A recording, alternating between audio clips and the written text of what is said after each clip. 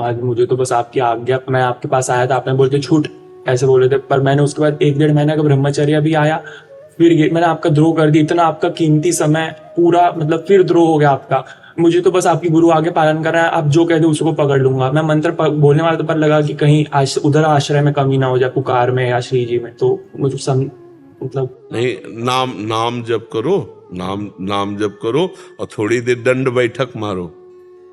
राधे राधे दोस्तों जैसे कि आपने एक भक्त को देखा है, एक लड़का, युवा लड़का है, वो पूछ रहा है बार बार, वो बड़ा व्यथित है कि महाराज जी मेरा ब्रह्मचर्य नष्ट हो जा रहा है।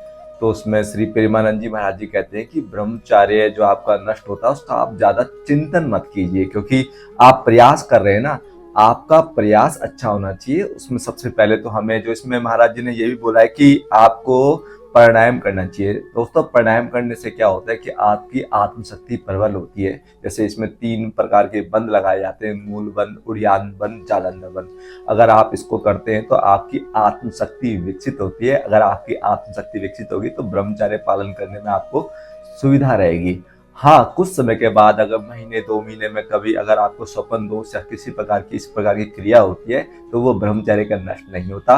ब्रह्मचर्य का नष्ट उसी को माना जाता है जब आपकी सहवास की इच्छा हो या कुछ भी काम इच्छा चीज देखकर आपके अंदर अगर दुर्विचार आने लगे तो उसको ब्रह्मचर्य का नष्ट कहते हैं। बाकी तो अगर दूध उबलेगा तो थोड़ा बहुत छलकेगा भी, शरीर की प्रक्रिया है, जो वेस्ट प्रोडक्ट होता है उसको शरीर कुछ टाइम के बाद निकाल देता है।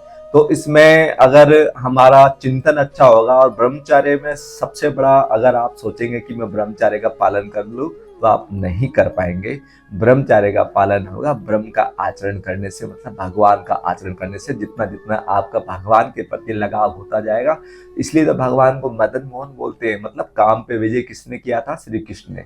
तो श्री कृष्ण अगर आपके सहायक बन जाएंगे, तभी तो तुलसीदास जी ने बोला था, मम हृदय भवन प्रभु तोरा, ताए आए बसी बहु चोरा, मैं एक कलमित बट मारा, कोई सुने नहीं मोर पुकारा। तुलसीदास जी ने बोला विनय पत्रिका में कि प्रभु मैं अकेला हूँ और ये मेरा हृदय आपका भवन है, घर है, और इसमें काफी चोर आगे घुस गए हैं जिनका नाम है काम, क्रोध, लोभ, मोह, अहंकार। ये जो काम रूपी जो शत्रु है, इसने मेरी सारी भक्ति रूपी पूंजी को हर लिया है। तो हे नाथ वेगी करो समारा, मेरी संभाल लो। जब तक श्री हरि आपके हृदय में नहीं आएंगे, आपको सिर्फ और सिर्फ भक्ति करनी है। जितनी जितनी आपकी भक्ति प्रगाढ़ होती जाएगी, भक्ति बढ़ती जाएगी, उतना उतना काम दोष शांत होता जाएगा। क्यों? क्योंकि कहा भी गया है कि जहां राम तहां नहीं काम, और जहां काम तहां नहीं राम। तो आपको या हमको सबको अगर ब्रह्मचर्य का पालन करना है तो हमको ब्रह्मचर्य का वास्तविक अर्थ भी है ना, ब्रह्मचर्य मतलब ब्रह्म को आचरण में लाने वाला। जितना जितना हम भगवान को अपने आचरण में लाएंगे, भगवान की भक्ति से अपने अंदर धारण करेंगे, तो ये ब्रह्मचर्य की जो स्थिति आपकी मजबूत होती जाएगी। और दूसरा, शारीरिक रूप से एक्सरसाइज करनी चाहिए, खूब एक्सरसाइज करना चाहिए, फोकस होकर एक्सरसाइज करना चाहिए।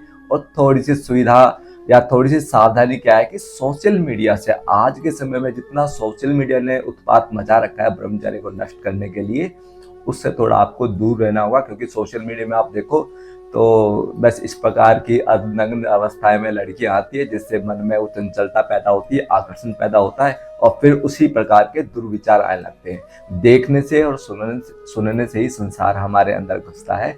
उसी प्रकार आपको अगर भगवान के रूप ध्यान अगर आप देखेंगे और भगवान की कथा श्रवण करेंगे तो आपके मन में विचार पवित्र रहेंगे। तो मन जितना मनमोहन में लगता जाएगा, उतना जगमोहन से हटता जाएगा, मतलब ब्रह्मचर्य आपका सुदृढ़ होगा।